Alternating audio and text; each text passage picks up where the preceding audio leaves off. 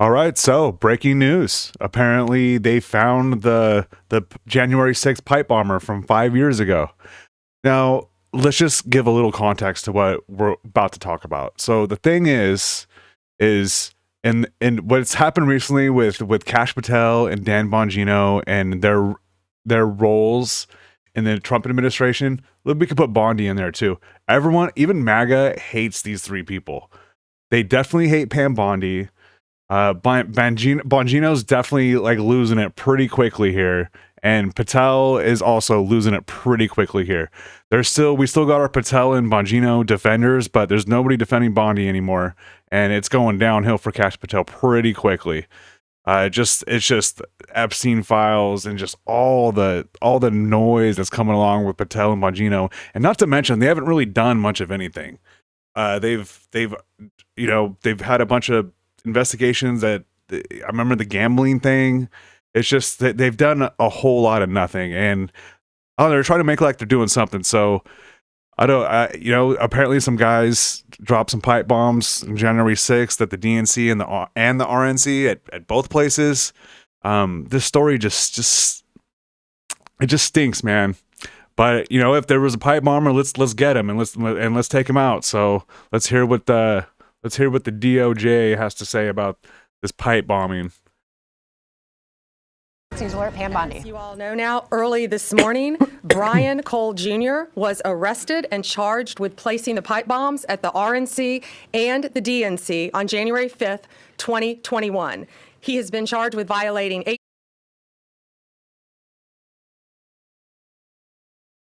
Bongino, like how do I stand? Like, what do I do with my hands? This is so weird. This setup right here is why I can't trust you. This setup looks like a movie. It looks ridiculous. 2021.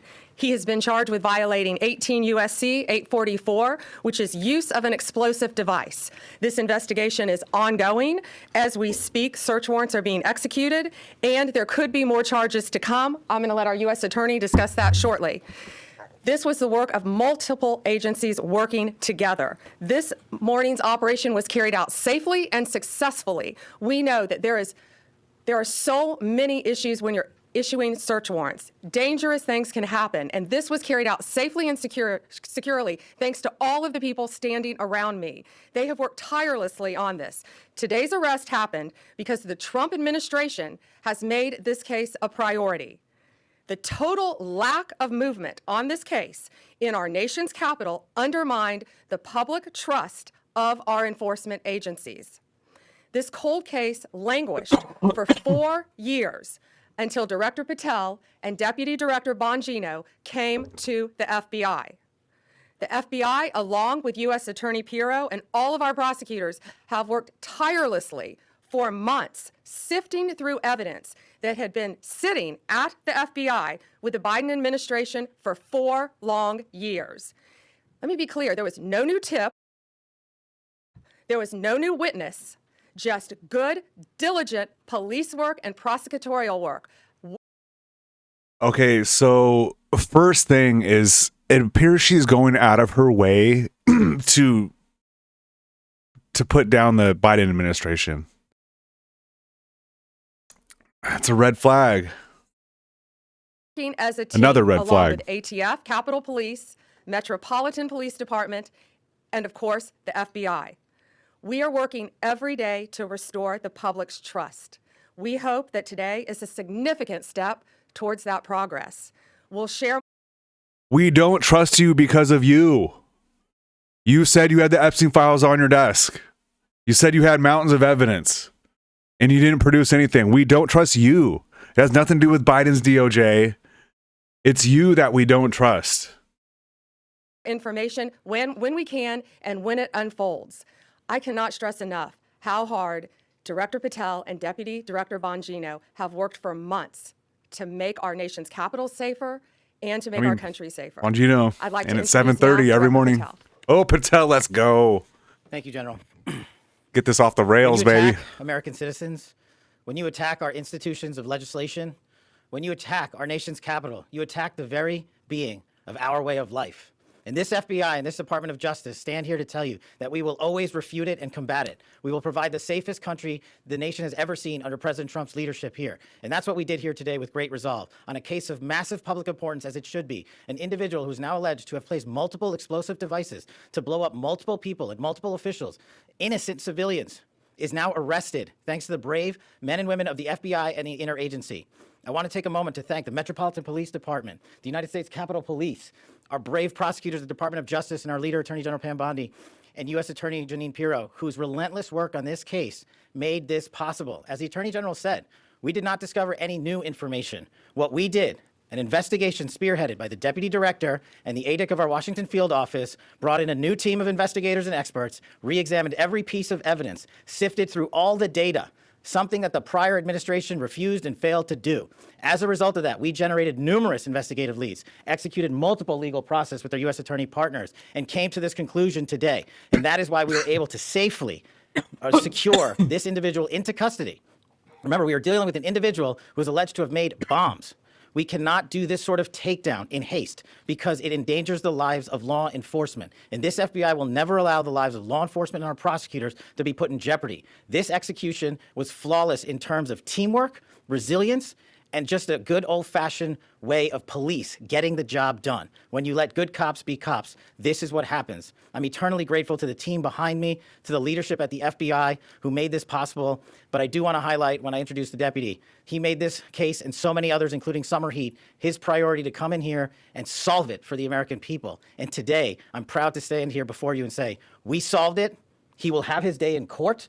The American public and the world will learn even more information through the legal process, as we have committed under this Attorney General. We are the most transparent law enforcement operation in U.S. history, but we are also going to make sure accountability is delivered to its fullest extent, and that happens in the courts of law with our U.S. attorneys and our prosecutors. So we will divulge information when it is prudent and constitutionally permissible, while upholding the safeguards of this case to make sure that the people that this individual intended to victimize get the accountability they deserve, and most importantly, to deliver on President Trump's promise to secure our nation's capital and the rest of the cities in this country to make sure that Americans are allowed to go out free and securely in their neighborhoods, and that people around the world are allowed to visit our nation's capital, and they now have that trust thanks to the leadership of the FBI, the Washington field office, and I'm honored now to introduce to you Deputy Director Bongino, who spearheaded this investigation.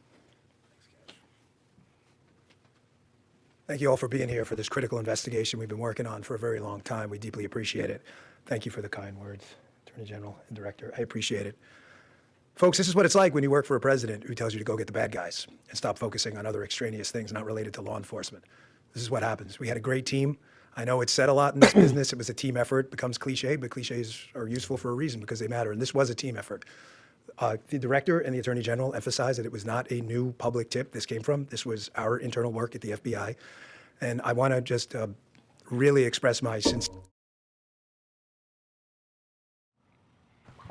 Well, all right, so that news conference is now wrapping. Dan Bongino up at the microphone there. Pam Bondi making the announcement of this arrest of the D.C. pipe. Did they just cut Dan Bongino? I'm sure they just lost the feed, you know, when he was speaking specifically. They haven't, like, I don't know exactly how these things go, but this press conference is light on info. Like, they're basically just, yeah, you know, we got a guy as a team effort because the last administration was shit. Very light on the info. Very curious to see, like, I don't know what kind of information they have on this, like, you know, the evidence and stuff like that. Patel had already alluded that they were going to release info when it's like constitutionally available or some lingo like that. That's code for we're not gonna give you shit. Well, we'll see what kind of investigation was done here.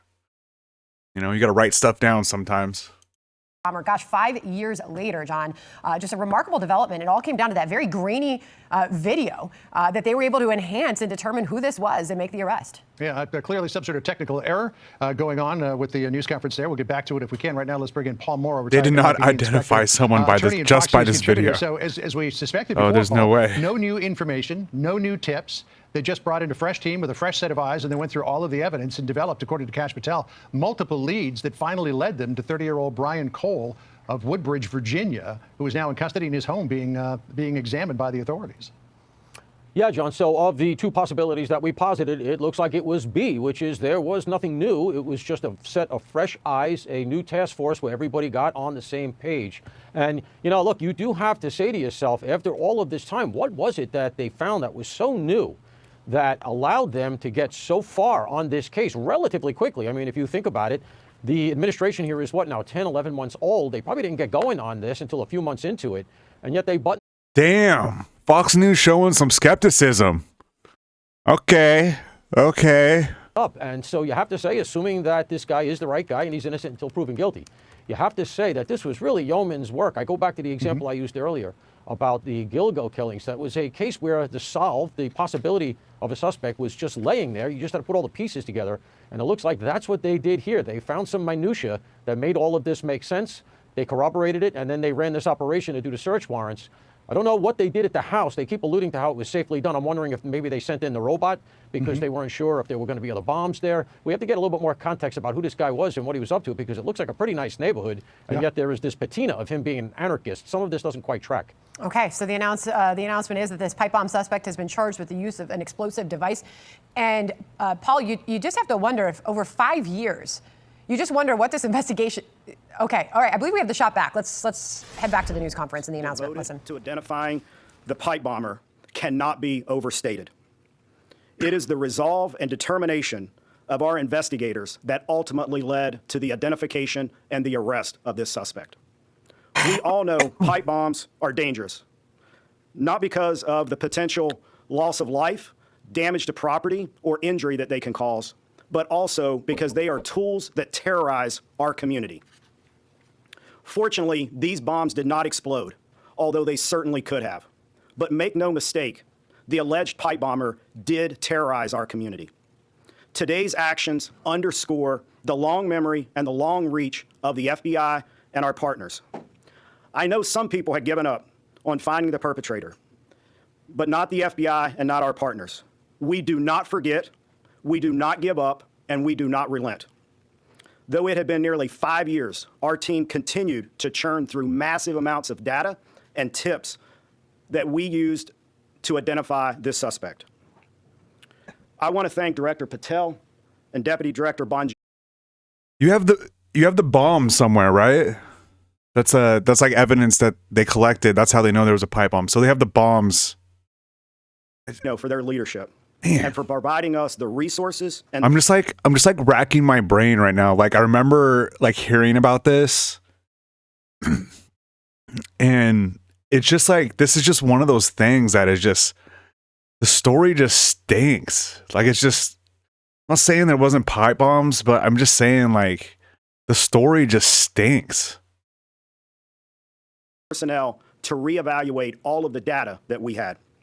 We dove into more than 3 million lines of data to come up with this suspect. Director Patel, Deputy Director Bongino, thank you for your support, thank you for your passion, and thank you for your investment in this investigation. From me, on behalf of the investigators, the Washington Field Office, and all of our partners, thank you. I'd also like to thank Judge Pirro. Judge, your team and you are absolutely amazing. You're the type of prosecutors and U.S. attorney that all of the investigators across the country want to work with. They're hard-nosed and they're aggressive, and thank you for that. I'd also like to thank the American public for providing tips and leads, not just on this case, but every day on cases across the country. It's that are being solved by bizarre. law enforcement. And finally, Like who's this? I want to What is this for? all of the members of the Washington Field Just tell Office, me how you got and him. most specifically, the investigative team. Their diligence and persistence led to this arrest today. And they are absolutely, totally dedicated not only to this case, but every case they work. So thank you, Washington Field Office. Last, I will say our work is not done. The FBI will continue to pursue every lead and use every resource that we have to ensure that the D.C. pipe bomber is brought to justice. Thank you. You keep hearing the words partnership, and team, and that's what we are. And we could not do this without our U.S. Attorney, Jeanine Pirro.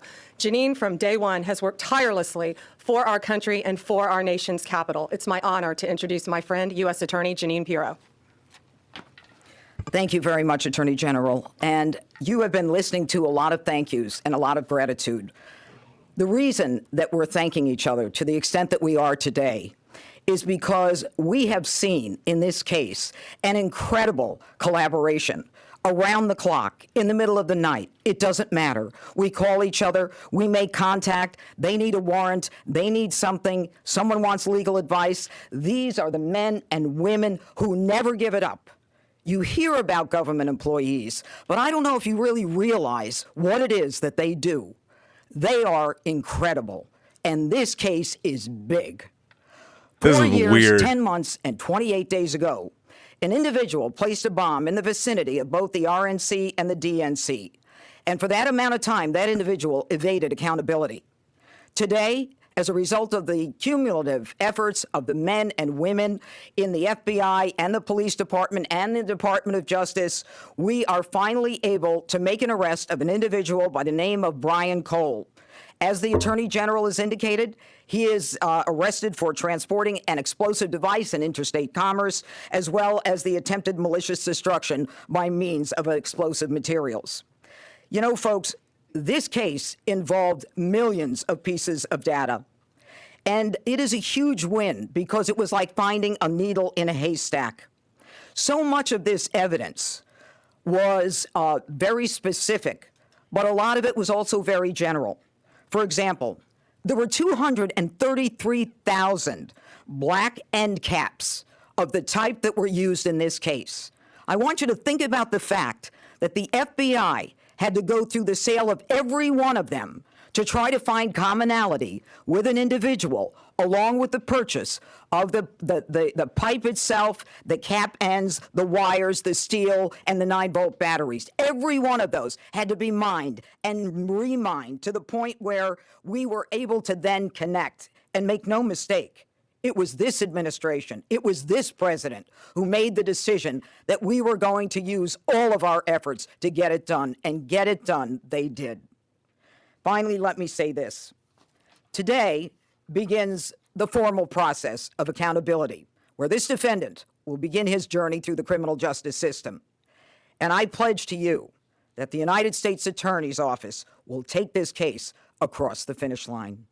Again, thank you to the incredible work of the FBI, to the Attorney General, and to our local partners as well. This is a job that I think was well done. Thank you. President Trump's directive to all of us was to not only make America safe again, but D.C., and to make it safe and beautiful. We could not have done that without our partnership with Mayor Bowser and Chief Smith. It is my honor to introduce Metropolitan Police Department Chief Smith. Good afternoon, and thank you, everyone. I am Chief Pamela Smith, Chief of Police of the Metropolitan Police Department. Thank you, Attorney General Bondi, U.S. Attorney Jeanine Pirro, and FBI Director Patel for having me here today. For nearly 5 years, the agencies standing here today have worked together under the leadership of the FBI to locate our suspect who is responsible for the 2 pipe bombs that were placed around our city. MPD members assigned to the FBI's Joint Terrorism Task Force have supported this case from the beginning. That supports include looking, reviewing, and going through countless, probably thousands of hours of CCTV footage from around the DNC and RNC headquarters, and they followed up on hundreds and thousands of leads from members of our communities. What I will say today is that Washingtonians can rest easier today knowing that the suspect responsible for this act is now in custody. This morning's arrest is yet another reminder that committing any act with the intention of harming the residents and visitors of the District of Columbia will result in your arrest. The men and women of the Metropolitan Police Department, the FBI, the ATF, the U.S. Capitol Police, and certainly the prosecutors at our U.S. Attorney's Office will go to the furthest length. I heard somebody say to the end of the earth, but thank God we didn't have to go to the end of the earth today, that we were able to bring this subject into custody. I want to commend the men and women of the FBI and the members of the Metropolitan Police Department and all of the agencies who are standing behind me today on a job well done. I will turn it over now to Attorney General Bondi. We're going to take some questions. Just remember, as I said in the beginning, this is ongoing. It's very active. The search warrants are still being executed. many charges potentially to come. So just keep that in mind when asking your questions. Jake, Fox News.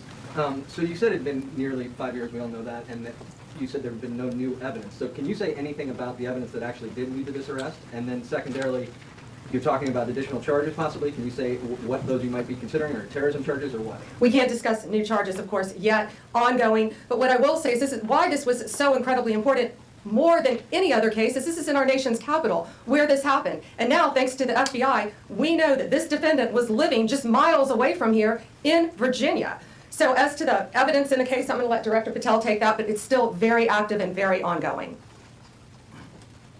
Thank you, General. And as I stated earlier, and as the General has already reiterated, our job is to provide full accountability in the court of law with Judge Pirro's team. And in order to do that, we have to preserve the chain of custody and evidentiary value. What I will say generally is that when you go through 3 million lines of information, y'all can think about the amount of cell phone data that has to be ingested and triangulated and dumped and received. You also have to think of just sheer human ingenuity. We brought in a team of experts who are the best at what they do in their specific fields to reevaluate that evidence, to dive back in, and to not come back with a no for an answer until they had found the suspect. And when you develop evidence, you get a search warrant. And when you get a search warrant, you get an address. And when you get an address, you hit the house. And that's what we did.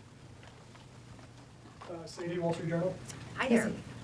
So what can you tell us about this person's motivations and whether they were driven by politics or for any other reason why? Right now, it's ongoing. Again, we just executed the search warrant early this morning. It's ongoing. But America's safer, DC's safer because he's in custody. Mary Margaret, Daily Wire. Thank you so much. So any theory on why Kamala Harris has never mentioned coming within 20 feet of being assassinated, and any news on why her Secret Service team took so long to find this bomb at the DNC? No, but what I will tell you is that These evidence press has conferences been are sitting there absurd. collecting dust. This wasn't a new tip. That was an It wasn't absurd some new question. evidence. It was the hard work of President Trump's administration, Deputy Director Bongino and Director Patel. I watched them from day one come in here and say, we are going to solve this crime. And they did, working hand in hand with U.S. Attorney Pirro and all of our great attorneys. Pierre, ABC. General Bondi, Director Patel, or Deputy Director Bongino, can you describe, was there a particular moment where the evidence is coming in and it's starting to look like progress is being made? What was the moment that you knew that you were on the road to solving the case? Dan, you want to take that? Yeah, sure. I was smiling at you because I certainly remember the moment. Darren remembers it too. He said, "Are you sitting down?" He called me on the phone. I said, "Oh boy, why? Is this bad news?" And he said, "I think we got him." What exactly that tip was, we're going to have to pass on that for right now while we're still, obviously we're in the prologue of a long book. This is just the beginning. This is not the end of the investigation, as you all well know, having reported on these for a long time. There's interviews to be conducted. The search warrant processing scene is not even done. So we're at the early stages, so that's the only reason I hesitate to tell you what the exact tip was. But yes, that was absolutely the moment, and it was due to the diligent and incredible work of a team in the Washington field office that came in and just scoured through this over and over and over and over again. In general, was it forensic? Was it a phone call? Was it something about a vehicle? I'd rather, we'll just leave it generally, forensic evidence. Yeah, it's fair enough to say. How long ago was that? Excuse me? How long ago that was? I'd rather not say because of the ongoing interview process, and I don't want to. Yeah.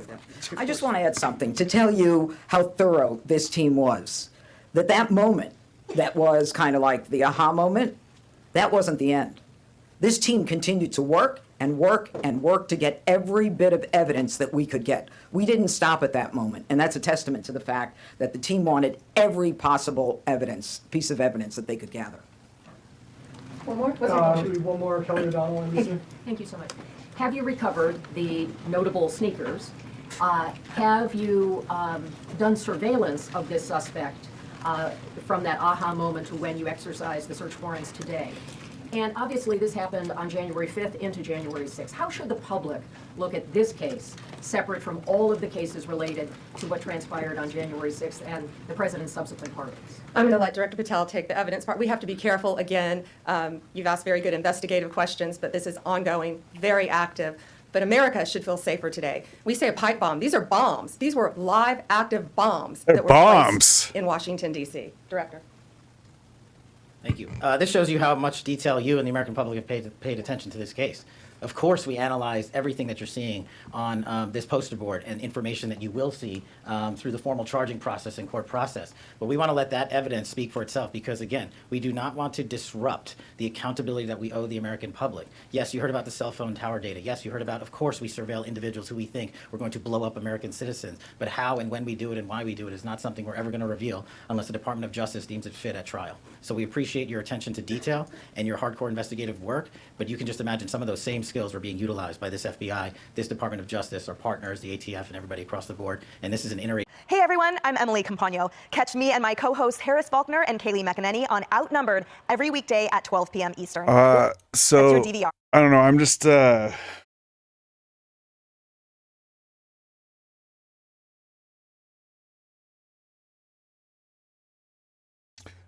okay. So that press conference was super partisan, and they're just saying we just changed the people looking at the case. Everyone was so incompetent in the Biden administration that they couldn't figure it out. We put our guys on it and we were able to figure it out. No new information at all. And they didn't share any new information at all either. They didn't, even that press conference with their weird press corps, that was still pretty weird. This is shady. I gotta get some evidence here. They gotta give us something here, because right now you don't have anything. Right now you just arrested some guy. This is fishy, man. I hope they got this guy that planted pipe bombs, and he goes to jail or goes to prison for trying to kill people with pipe bombs. But man, the way this is going so far, this looks fishy AF. All right. All right, let's I'll keep an eye on this for you guys, and we'll see what this Trump administration does next. Stay tuned, guys.